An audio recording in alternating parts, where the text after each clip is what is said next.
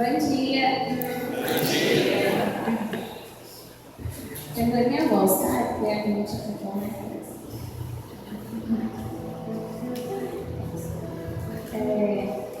Meu Deus, o que falar nesse momento tão especial? Afinal, são 5 anos de história.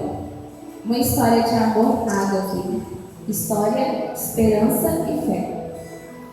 Acredito que ao criar o grupo MB, o Senhor pegou sua canetinha, sentou-se com Nossa Senhora e pensou nesse grupo.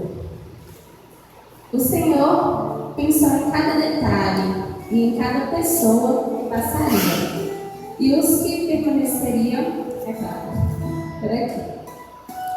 Só não entendo por que permitiu tanta esquisitice junta. É muita maluquice, mas beleza. Imagino Maria, né, nossa mãe, nossa rainha, ela sorrindo com mansidão e intercedendo pelos corações dos missionários que estão samaritano e agraciando-se em ver um grupo eucarístico e mariano.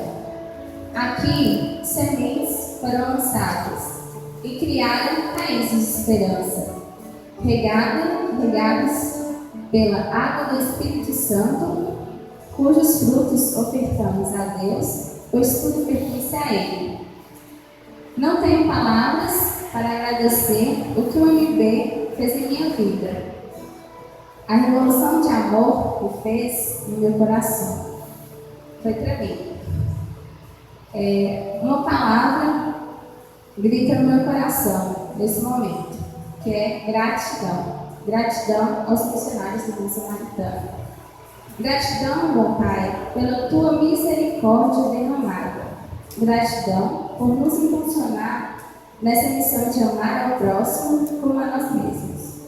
Gratidão por ser o nosso caminho e nos mostrar que há um céu à espera de nós.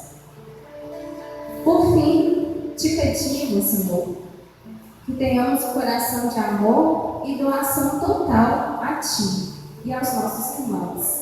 Que a compaixão seja a nossa companhia. Que a humildade seja a nossa busca e que sejamos reflexos do Teu amor. Não tem mais nada. Que assim seja. Amém.